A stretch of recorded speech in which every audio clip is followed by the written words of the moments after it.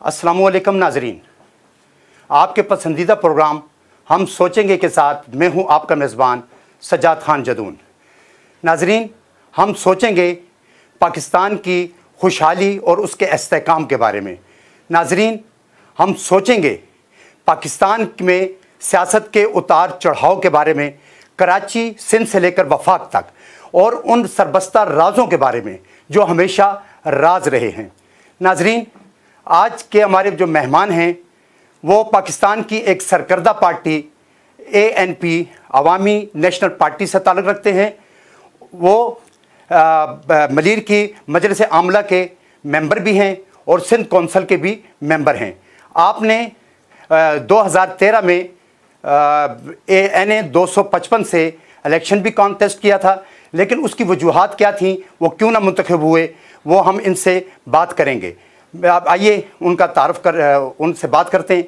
अस्सलाम वालेकुम अब्दुर्रहमान खान साहब। वालेकुम सलाम। मैं आपको अपने प्रोग्राम हम सोचेंगे के साथ आपको खुश आमदीद कहता हूँ।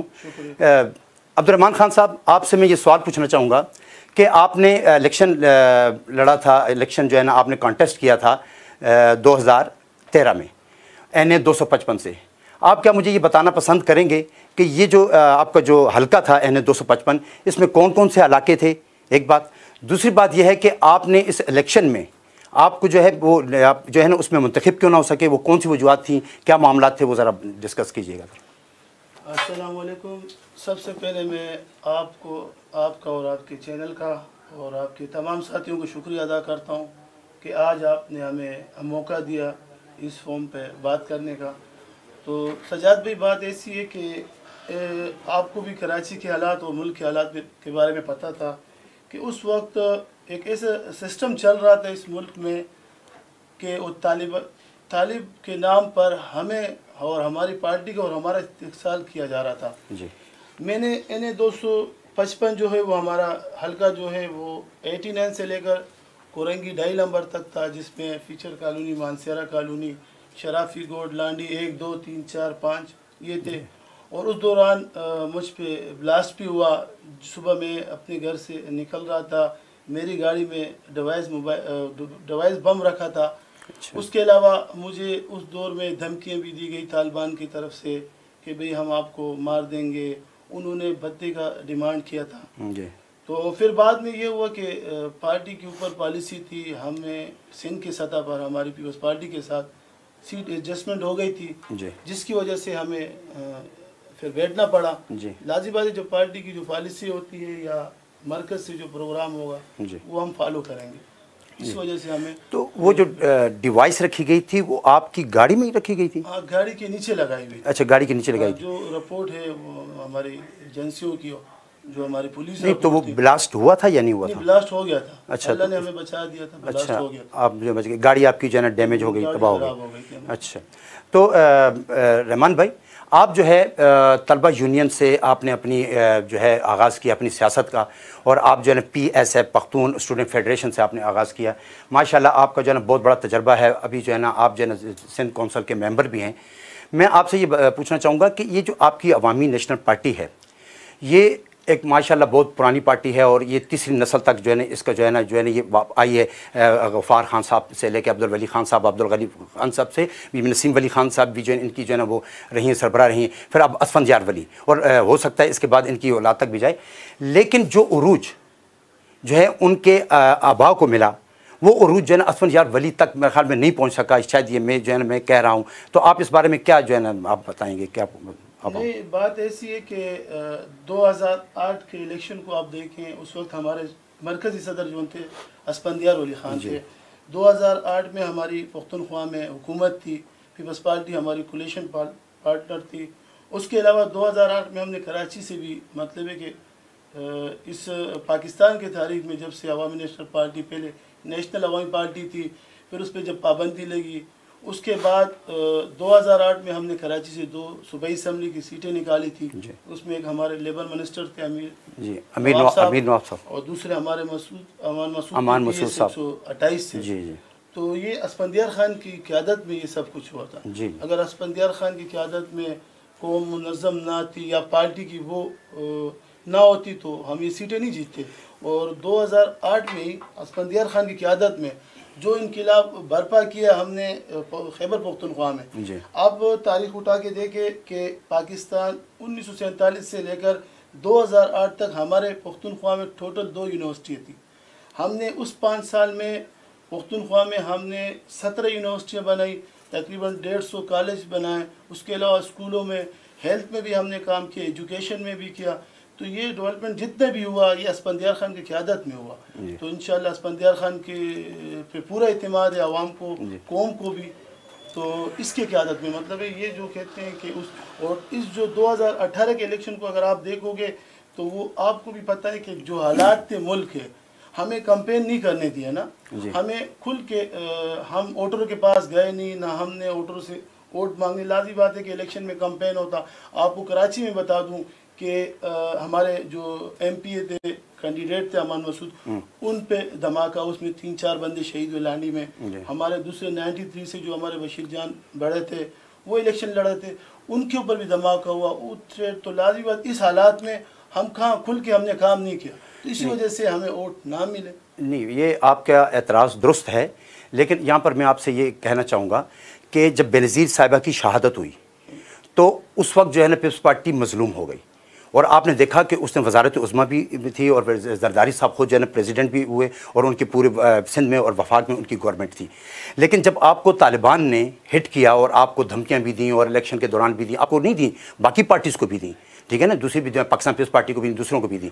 लेकिन 2008 में आपकी जो है ना अच्छी कारकर्दगी थी कि आपके जो है ना ग़ुलाम अहमद बलोच साहब जो है ना वफाकी मिनिस्टर थे रेलवे के, इसके अलावा जो है ना अमीर नवाब साहब जो है ना वज़ीर मेहनत रहे हैं, और आपके एक MP जो है ना अमान मसूद साहब भी जो है आपके रहे। तो आपको इतने बड़े मार्जिन में मिली और फिर आपको जो है ना इतना बड़ा जो है ना आपको मार्जिन मिला, अवाम ने आप पर एतमाद किया, ठीक।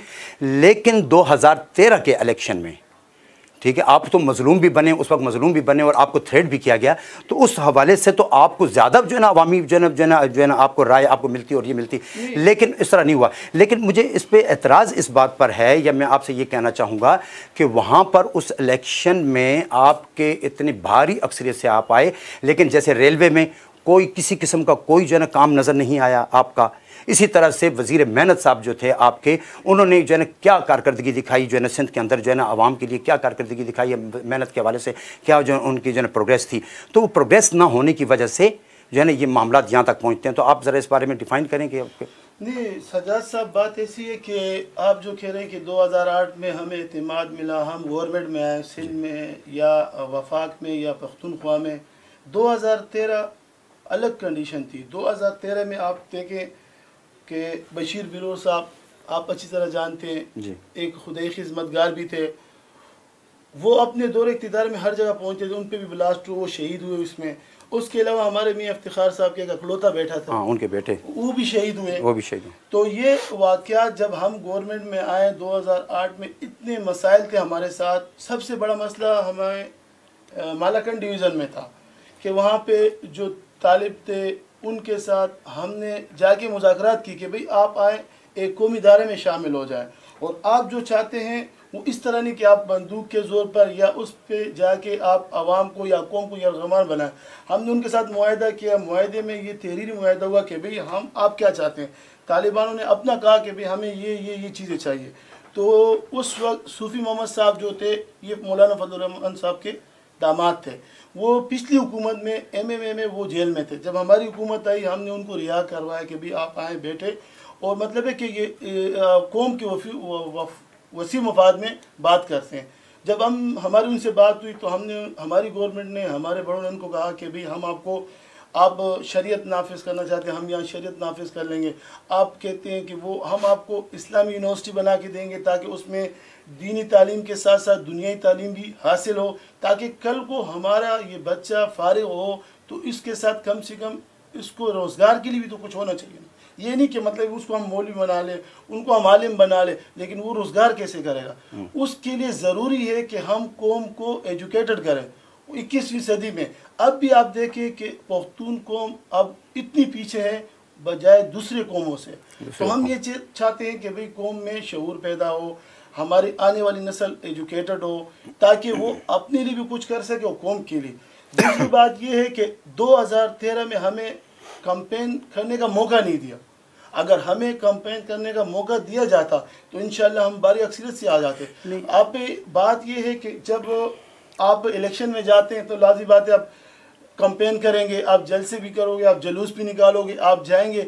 जब हम जलसे करने की हमें इजाज़त ना हो, हम जलसे नहीं कर सकते। हम अपना मंशूर, अपना आइन और अपना आने वाला पॉलिसी अगर आवाम को बयान नहीं करेंगे तो आवाम वोट तो नहीं देगी ना। नहीं, उसमें ये था, देखें और भी फॉर्म है, ज़रूरी नहीं है कि आवाम के पास है। देखें इस तरह की थ्रेट की जहाँ तक बात करते हैं, मैंने आपको कहा कि दूसरी जमातों को भी, दूसरी पार्टीज को भी हुई है। हमारी निस्बत चलें, आपको ज़्यादा हुई होंगी। आपने मीडिया पे देखो 2010 का वाक़या मैं आपको बता रहा हूँ कि बैतुल्लाह मसूद ने डायरेक्टली अस्फंदियार खान को कहा और अवामी नेशनल पार्टी को टारगेट किया कि भाई आप लोग अपनी तैयारी पकड़ लो जी। तो आप इस चीज़ को देखें ना कि हमारे तकरीबन 1200 जिम्मेदारान और कारकुनान शहीद हुए, उन्होंने कुर्बानियाँ दी सिर्फ अमन की खातिर। नहीं, ये सब कुछ हुआ, लेकिन देखें आजकल जो है ना मीडिया का दौर है। मीडिया पर बैठकर जितनी आप कैंपेन बेहतर चला सकते हैं और जिस तरह से अपने लिए राय आमा इस्तवार कर सकते हैं या बना सकते हैं, उससे ज़्यादा कोई बेहतर ज़रिया नहीं था। आपको पूरा वो फॉर्म मिला, आपको जो है ना वक्त मिला उस पर, तो आप जो है ना उस तरह से अपने आप को क्यों नहीं शो कर सके कि अपने आप को मजलूम शो कर लेते कि भाई हमें थ्रेड है, हमें ये है। और मैंने देखा प्रोग्राम्स में ऐसा हुआ भी है, लेकिन आवाम ने ना आपको एतमाद उस तरह से नहीं किया आपके ऊपर। जो है ना देखें बिल्कुल सिर्फ ये नहीं होता कि आपको उन्होंने धमकियाँ दी। देखें धमकियों का एक तो एलिमेंट है, धमकियों का एक एलिमेंट है, कोई बात नहीं, लेकिन धमकी जब आप मुझे देते हैं धमकी, मैं आवाम की नज़र में जो है ना मजलूम भी तो बनता हूँ ना। आवाम के दिल में मेरी लिए राय अच्छी भी बनती है कि भाई इसको दबाया जा रहा है, इसे पुश अप किया जा रहा है, तो उस वजह से जो है ना थोड़ा सा होता है। तो लेकिन वो कोई मुझे सजाद साहब आपकी बात बिल्कुल बताए।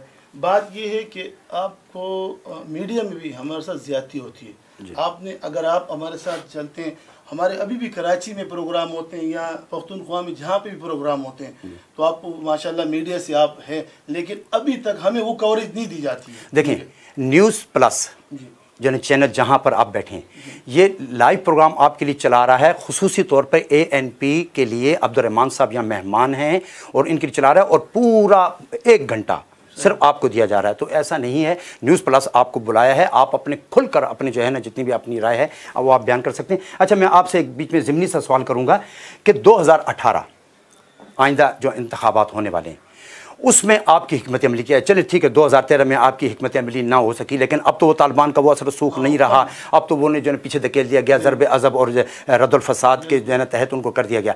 तो अब तो मौका आपके पास है, तो 2018 में खैबर पख्तूनख्वा और कराची में आप हालात कैसे देखते हैं? इंशाल्लाह हम पर उम्मीद है ना कि 2018 में पख्तूनख्वा में इंशाल्लाह हमारी हुकूमत होगी।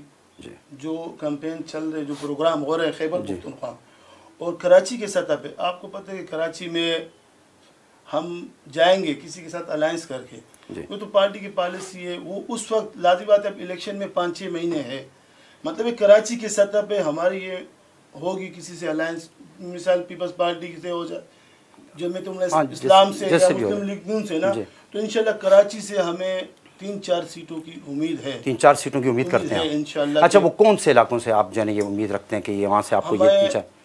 लांडी के जो एरिया है हमारा जी, वहाँ से, लांडी से औरंगी टाउन का जो एरिया है, जो पख्तून बेल्ट है, साइट वगैरह का, मतलब है कि बादशाह खान चौक, औरंगी टाउन, मेट्रोवेल वगैरह ये इलाका, और ये अपनी क्यामानी वाली सीट होगी हमारी। अच्छा, मतलब 3-4 सीटों के है इंशाल्लाह। और क्या कराची से आप कोई एनए की कोई सीट जो है आप एक्सपेक्ट?